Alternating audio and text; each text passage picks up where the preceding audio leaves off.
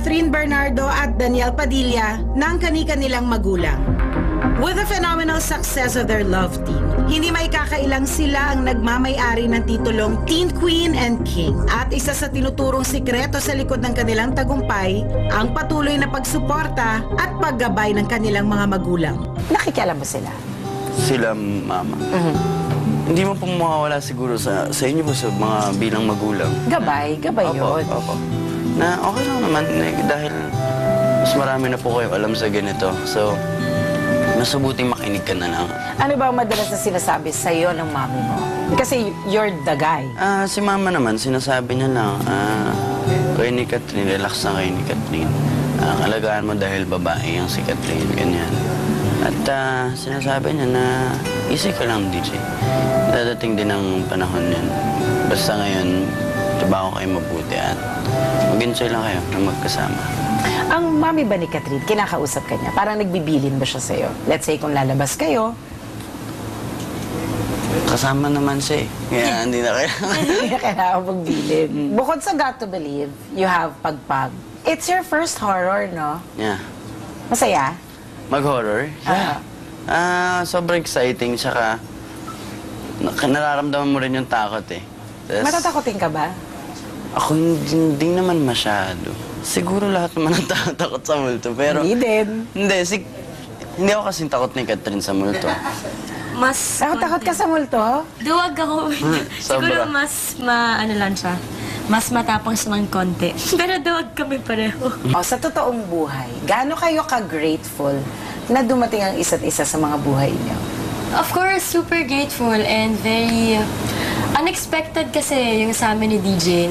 So masaya ako dahil yun, okay siyang kaibigan, taga-advise mo, and yung totoo siya. So, yun yung importante. Ano ba ang nagawa niya sa buhay mo? Na-change ka ba niya? Kasi parang siya yung nagturo sa akin ng reality.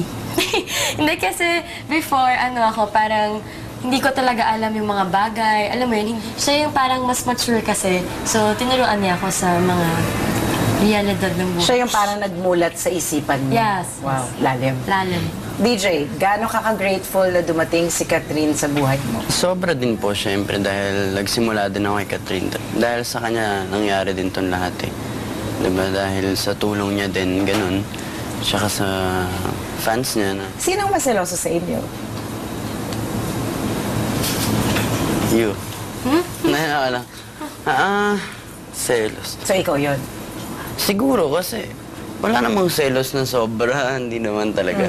Medyo hindi naman yung selos na sama-sama ng loob. So, pag nagsiselos ka, anong ginagawa mo? Sinasabi mo sa kanya? Wala, na lang po, parang mas pinapasaya ko na lang yung sarili ko.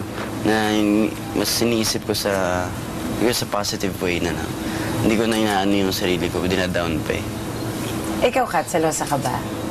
Minsan lang po. Pag may misunderstandings kayo, paano kayo nagkakabati? Ako talaga yung gumagawa ng paraan. No, ako rin naman minsan pag ako...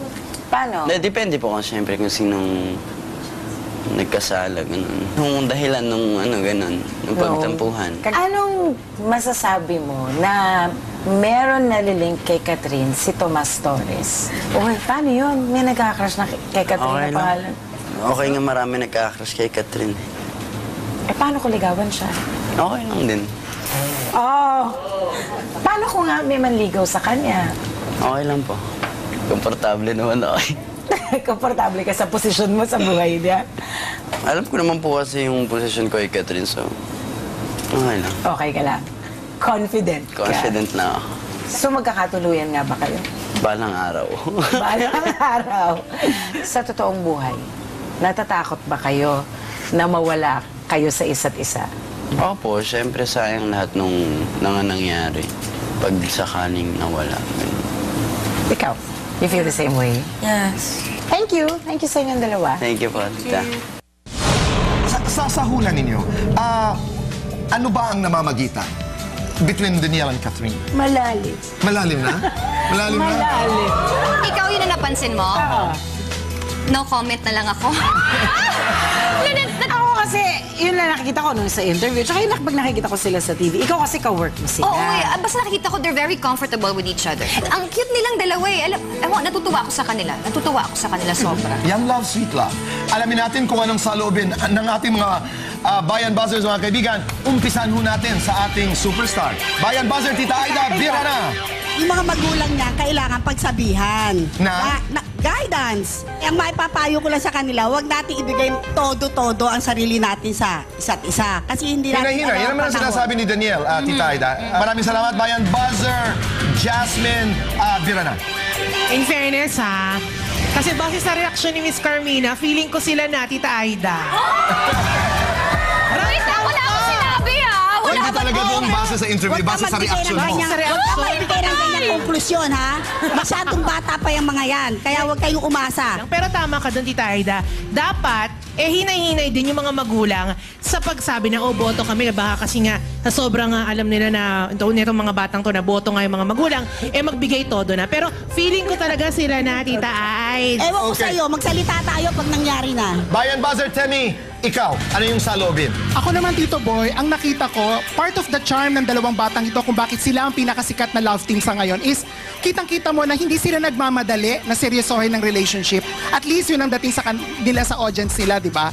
Para bang very normal lang ang kanilang pakikitungo sa isa't isa. That's why I think na mas marami nakaka-relate na kabataan sa kanila. So medyo disagree rin ako kay Tita Aida. Correct. Feeling ko naman nothing too serious pa between these two kids. At sa tingin ko tama ang paggagabay na ginagawa ng mga ina ng dalawang batang ito. Parang pinagtutulungan ka, Tita Aida. Anong Ay, nais mong nako, sabihin? ako pa rin ang mananalo at the end. Tignan natin. Ay! Baka sana naman hindi. Maraming salamat sa ating mga Bayan Buzzers. Tita Aida, malaking role ang inaasahan natin mula sa kanilang mga magulang. They have to be guided. Tama, the word is guidance. Mula sa kwento ni Catherine at ni Daniel, Janice, what is our second story? Kwento ng